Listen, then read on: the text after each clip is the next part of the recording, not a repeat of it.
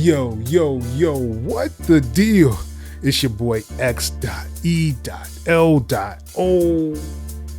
Welcome back to the channel. Thank you. Yes, you. Thank you for coming back. But if you are new here, do me a favor, like, subscribe, hit the bell notification, and I'll let you know when I drop another video. Today, what I want to do is go over one of the best storytelling rhymes I've ever heard, and it's by Immortal technique, and it's called Dance with the Devil. If you haven't already heard this song and you like storytelling raps, this is the one for you. If you like storytelling rhymes, this is the channel for you. So make sure you're liking and subscribing to it. And make sure you guys are leaving some comments below of some other reactions you want me to do for some other songs that are storytelling based as well. With that being said, let's get right into this Immortal technique track. So let's go.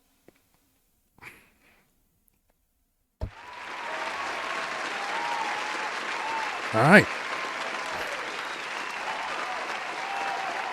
So here we go. Let's go.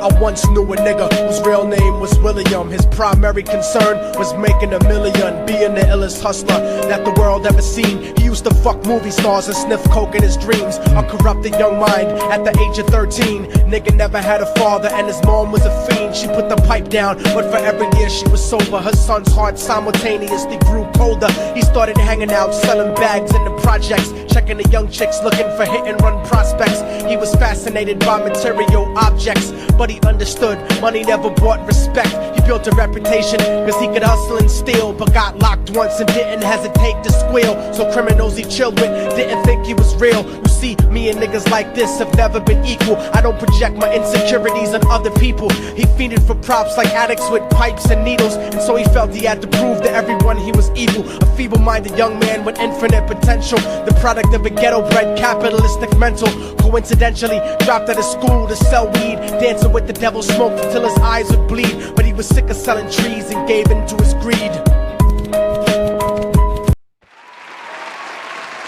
Introduction to basically William.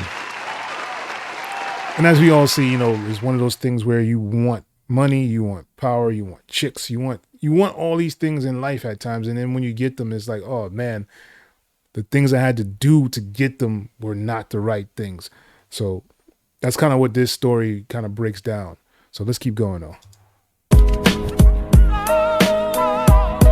Everyone trying to be trife never faced the consequences. You probably only did a month for minor offenses. Ask a nigga doing life if he had another chance. But then again, there's always the wicked that knew in advance. Dance forever with the devil on a cold cell block. But that's what happens when you rape, murder, and sell rock. Devils used to be gods, angels that fell from the top. There's no diversity because we're burning in the melting pot.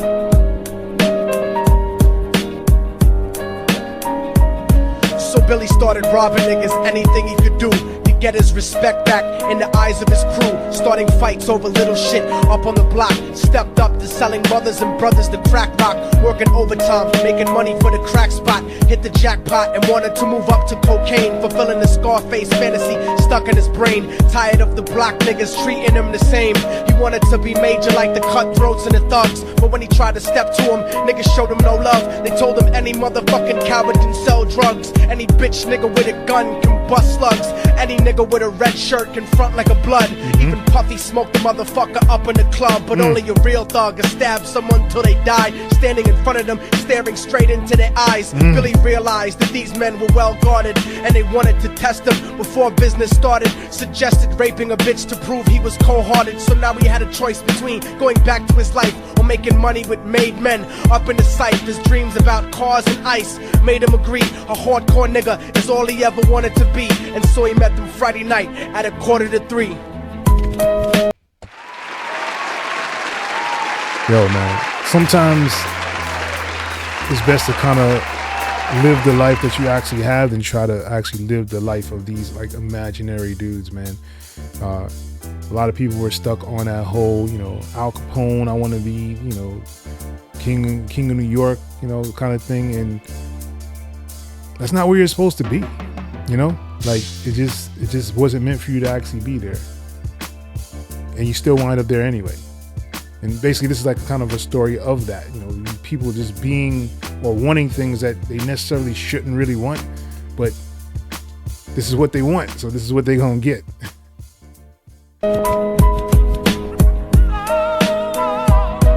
Everyone trying to be tripe, never face the consequences. You probably only did a month for minor offenses. Ask a nigga doing life if he had another chance. But then again, there's always the wicked that knew in advance. Dance forever with the devil on a cold cell block. But that's what happens when you rape, murder, and sell rock. Devils used to be God's angels that fell from the top. There's no diversity because we're burning in the melting pot.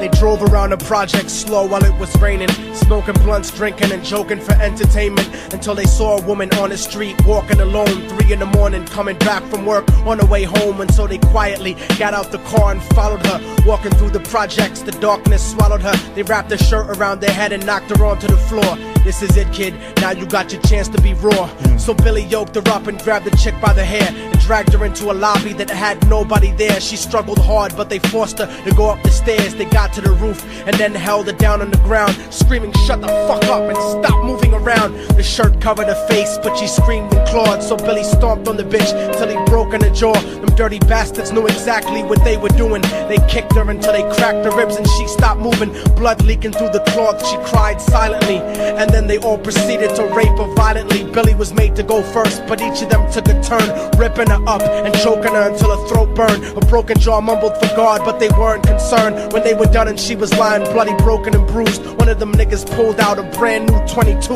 They told him that she was a witness for what she'd gone through, and if he killed her, he was guaranteed a spot in the crew. He thought about it for a minute, she was practically dead, and so he leaned over and put the gun right to her head.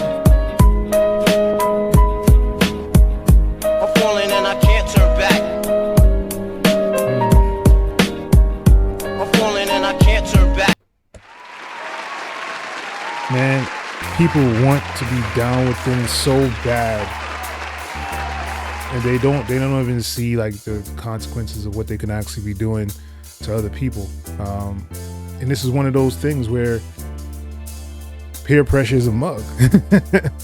A lot of older people don't necessarily understand it, because they didn't really have to go through that.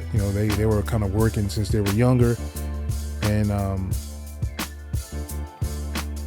the streets is kind of swallowing up these kids, man. So this is kind of one of those things where he was definitely dancing with the devils, man.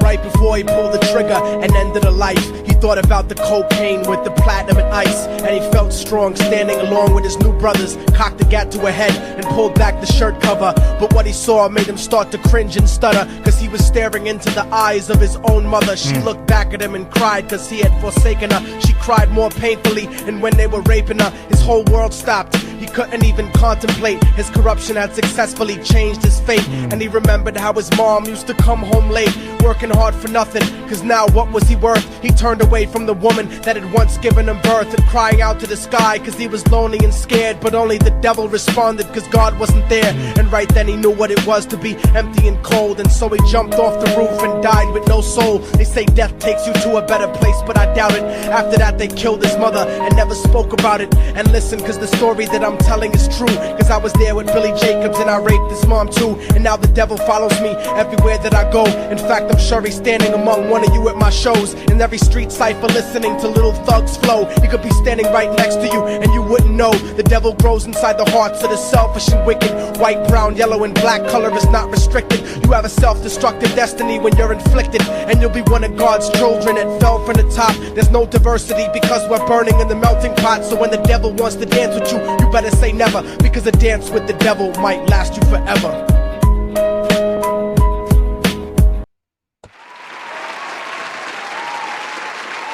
Man. What a twist, huh? That's what you call a twist in the story, yo. Really, really dope stuff, man. Once again, slept on group, Immortal Technique. They've been dope for a very long time. But this was one of them storytelling joints where I had to let you guys hear it. I remember the first time I heard it, I was like, yo, what? And he was like, yeah, I was there. And the dude is probably somewhere around me at my shows. He's not going nowhere. His soul has nowhere to go, man. That's tough. That's tough, yo. Took himself out. His mom still got killed. Man. But you know, this is the life people want, man. I don't know why, but you know, this is what they want to pursue. They want to pursue this gangster mentality and have all this, you know, the diamonds, the jewelry, the cars, the clothes, the women, all that stuff. And they want to dance with the devil. And sometimes dancing with him is not the right move. Yeah, man. Let me know what you guys think of this one, man. Was this like one of the greatest stories told in hip-hop? Let me know below in the comment section. Let me know if y'all have another one that you think is better than this Immortal Technique one. Leave it below in the comment section so we can react to it. And once again, I want to thank you guys for watching xelohh Reacts. Make sure you guys are liking and subscribing to the channel. And yeah, and with that being said, that's pretty much the end of this one. And once again, it's your boy, X.E.L.O. Till next time, people. Peace.